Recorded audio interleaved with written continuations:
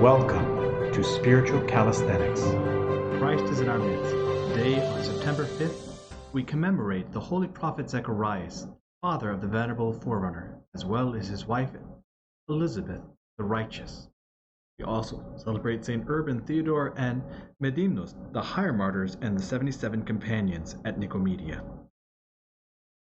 Regarding Zacharias the prophet, and the righteous Elizabeth, parents of St. John the Baptist, according to the opinion of many fathers of the Church, based on ancient tradition, this is the Zacharias whom, as our Lord said, the Jews slew between the temple and the altar, from Matthew 23. First, because even after the Virgin Mary gave birth, he continued to refer to her as the Virgin, and number her among the virgins. Second, because Zacharias' son John was not found during the slaughter of the innocents, since the elderly Elizabeth had taken him and carefully hid him while he was yet an infant, in an unnamed place, somewhere in the desert, where, according to the evangelist, the child grew and waxed strong in spirit, and was in the deserts till the day of his showing unto Israel. When the child was not found, his father was slain by Herod's command. Other stories say that perhaps he was slain because he dared to place the Virgin Mary in the Holy of Holies. In the vesture of a priest, according to the law of God, thou didst offer unto him well-pleasing whole burnt offerings, as it befitted a priest, O wise Zacharias. Thou wast a shining light, a seer of mysteries, bearing in thyself clearly the signs of grace. And in God's temple, O wise prophet of Christ God, thou wast slain with a sword. Hence would the forerunner make entreaty that our souls find salvation.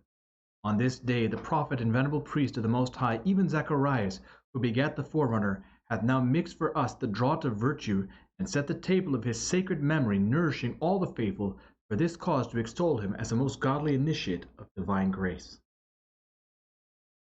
The readings are according to the feast. From St. Paul's second letter to the Corinthians. Brethren, I fear that perhaps I may come and find you not what I wish, and that you may find me not what you wish, that perhaps there may be quarreling, jealousy, anger, selfishness, slander, gossip, conceit, and disorder. I fear that when I come again, my God may humble me before you, and I may have to mourn over many of those who sinned before, and have not repented of the impurity, immorality, and licentiousness which they have practiced. This is the third time I am coming to you, because the Church of Corinth had many problems. Any charge must be sustained by the evidence of 2 or 3 witnesses.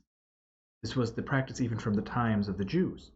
I warned those who sinned before, and all the others, and I warn them now while absent, as I did when present on my second visit, that if I come again, I will not spare them.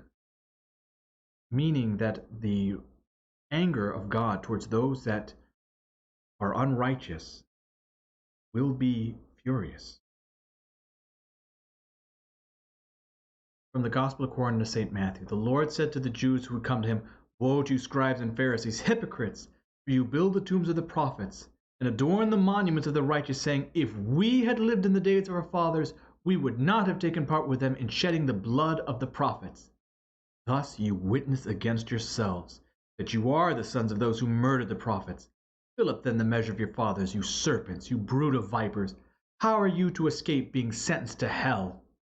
Therefore I send you prophets and wise men and scribes, some of whom you will kill and crucify, and some you will scourge in your synagogues and persecute from town to town, that upon you may come all the righteous blood shed on earth, from the blood of the innocent Abel to the blood of Zacharias the son of Barachiah, whom you murdered between the sanctuary and the altar.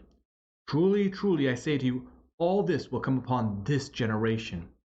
This referring by some scholars to the fall of Jerusalem in 60 AD. O Jerusalem, Jerusalem, killing the prophets and stoning those who were sent to you, how often would I have gathered your children together as a hen gathers her brood under her wings, and you would not. Behold, your house is forsaken and desolate. For I tell you, you will not see me again, till you say, Blessed is he who comes in the name of the Lord, referring to Palm Sunday. I hope that you've enjoyed today's Spiritual Calisthenics. Have a blessed and wonderful day.